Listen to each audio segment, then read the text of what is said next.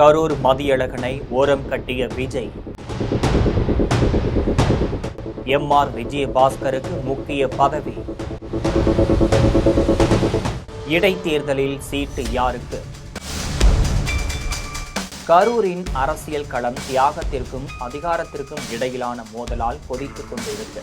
41 உயிர்கள் பலியான விபத்தின் போது தாவேகா கட்சி தலைவர்கள் தலைமறைவாக இருந்த நிலையில சிறை சென்று விசுவாசத்தை காட்டியவர் கரூர் மாவட்ட செயலாளர் மதியழகன். ஆனா இப்ப இடைத்தேர்தல அதிமுகவில் இருந்து வந்த எம்.ஆர். விஜயபாஸ்கரின் செல்வாக்கை பயன்படுத்த தலைமை முடிவெடுத்திருக்கு.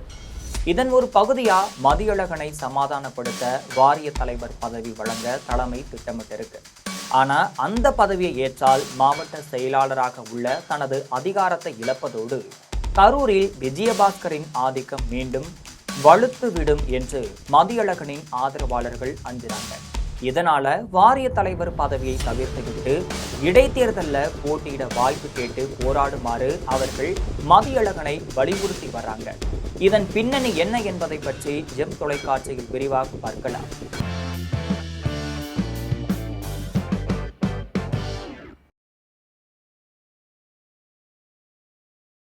கரூர் தாவேகா மாவட்ட செயலாளர் மதியழகனுக்கு வாரிய தலைவர் பதவி அளிக்க முதல்வர் விஜய் முடிவு செஞ்சதா தகவல் வெளியாகி இருக்கு. கரூர் இடைத்தேர்தலில் எம்.ஆர். விஜயபாஸ்கருக்கு சீட்டு கொடுக்க வேண்டிய தேவை இருப்பதால மதியழகனுக்கு வாரிய தலைவர் பதவியை கொடுக்க உள்ளதாகவும் பார்க்கப்படுது. கரூர் கூட்ட நெரிசல் விவகாரத்துல குழந்தைகள், பெண்கள் உள்ளிட்ட 41 பேர் பரிதாபமா உயிரிழந்தாங்க. அப்ப தாவேகா தலைவர் விஜய் தொடங்கி கட்சியின் அத்தனை நிர்வாகிகளும் தலைமறைவானாங்க. மீட்பு பணிகள்ல கூட தாவேகாவினர் யாரும் ஈடுபடல. இதை தொடர்ந்துதான் கரூர் கிழக்கு மாவட்ட செயலாளர் மதியழகன் காவல்துறையினரால கைது செய்யப்படுறாரு. கட்சிக்காக உழைத்த அவருக்கு கட்சியில் கிடைத்த பரிசு சிறை தண்டனை தான். சிறையிலிருந்து வெளிவந்த பிறகு முதல்வர் விஜய் மதியழகனை சந்தித்து அவரது குடும்பத்தினருக்கு ஆறுதல் சொல்றாரு. அதுக்கப்புறமா சட்டமன்ற தேர்தலில் கரூர் தொகுதிகளில் போட்டியிட்டு தோல்வியையும் தழுவினார்.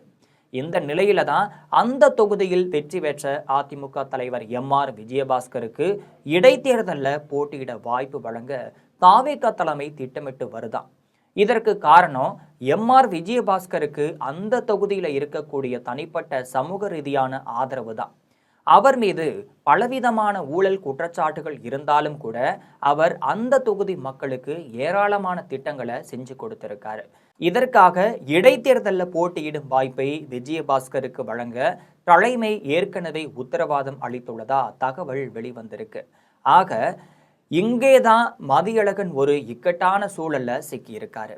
கட்சிக்கு தான் செய்த தியாகத்தை அவர் மதிக்கும் அதே வேளையில தாவேகா தலைமை அவருக்கு வாரிய தலைவர் அப்படிங்கிற பதவியை அளித்து சமாதானப்படுத்த முயற்சிக்குது.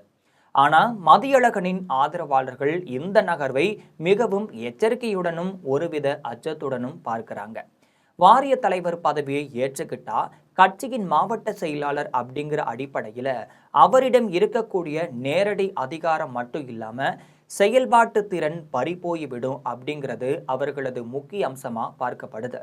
இடைத்தேர்தலில் விஜயபாஸ்கர் போட்டியிட்டு வெற்றி பெற்றால் அவர் கரூரின் தாவேகா அரசியலில் மீண்டும் தனது ஆதிக்கத்தை செலுத்த தொடங்கி விடுவார். இது மதியழகனை ஓரங்கட்டி விடும் அப்படின்னு அவர்கள் கருதுறாங்க.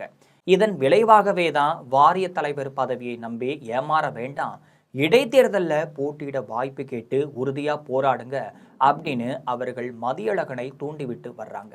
இந்த நிலையில அரசியல் களத்துல தேர்தல் வெற்றிகள் வந்து கொண்டே இருக்கலாம். ஆனா கட்சிக்காக துரோகம் சுமந்த மதியழகன் போன்ற விசுவாசிகளின் மன உறுதியே அந்த இயக்கத்தின் உண்மையான சொத்து. அதிகார பதவியை தந்து மதியழகன் போன்றவரை ஒதுக்குவது தற்காலிக தீர்வாக தெரிந்தாலும் கூட உண்மையான விசுவாசிகளை தக்க வைத்துக் கொள்ளாத எந்த ஒரு வியூகமும் காலப்போக்கில் கட்சியின் அடிப்படை பலத்தையே பலவீனப்படுத்திவிடும் அப்படிங்கிறதே தாவேகா தலைமை உணர்ந்து கொள்ள வேண்டும் அப்படிங்கிறது இந்த இடத்துல குறிப்பிடத்தக்கது. இது போன்ற நிறைய அரசியல் செய்திகளை அன்றாடம் தெரிந்து கொள்ள ஜெம் தொலைக்காட்சியுடன் எப்பொழுதும் இணைப்பில் இருங்கள்.